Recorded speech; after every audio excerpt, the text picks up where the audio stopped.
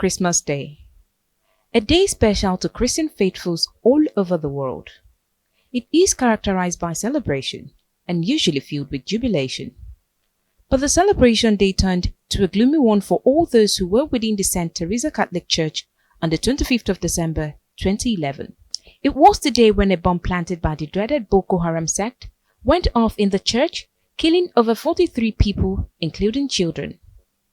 10 years later, a lot has changed for the country and the church, but not much has changed for those that suffered life-threatening injuries or worse still, lost a loved one that fateful day. When I remember that fateful day that I lost my husband and my 3 children the same day, I don't really know myself. Even as I am here now, I am not feeling fine. My husband and my 5 children, they went to church that fateful day. So I have 3 boys and 2 girls. So behold, they threw that bomb in that St. Theresa Catholic Church where we are worshiping. Then that bomb affected my husband and my 3 children. They died at the spot. In short, they roasted. Both my husband roasted, both my 3 children, 2 boys and my first daughter, both our car, everything roasted. Any time that we are approaching to December, I don't normally get myself. I used to feel sad. No joy in my life. Because if I remember the incident that happened to my family, I lost my lovely husband, I lost my 3 children. Checking out, if you are the one, how will you be? The blast occurred just when worshippers were filing out of the church premises after Mass at about 8 a.m. The attack was one of the 5 coordinated that day by Boko Haram in different parts of the country, but it was the deadliest. Witnesses described the blast as a terrifying one. In fact, it was terrible that day. It was terrible, extra terrible that particular day.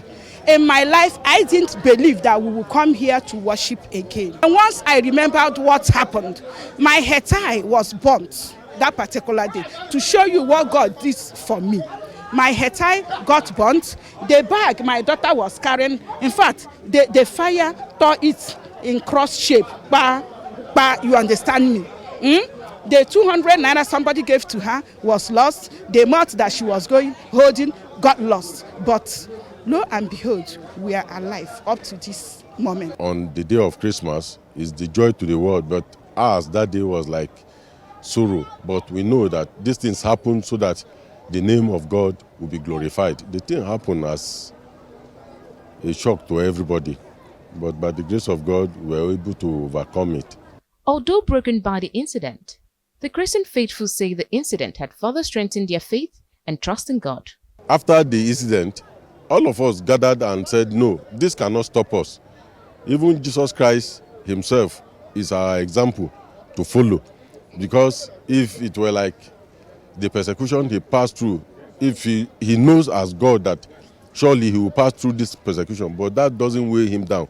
For Father Francis, the parish priest, the 10th memorial is all about Thanksgiving. He speaks of hope and how the memories of the past can give strength to carry on. Well, it was horrific, but thank God that we have converted our sorrow into joy. And as you can see, at least today we are celebrating 2 sons of this parish today are ordained deacons. So they could have been among those that died. So for us today, it is a celebration of life. So we thank God. We thank God because this is a decade now, 10 years after that event. So today, instead of mourning, we are celebrating. The remains of the victims of the blast were buried in the church premises. With improved security now in place, it is hoped that such an incident would not repeat itself. Chinaza Samuel, Arise News.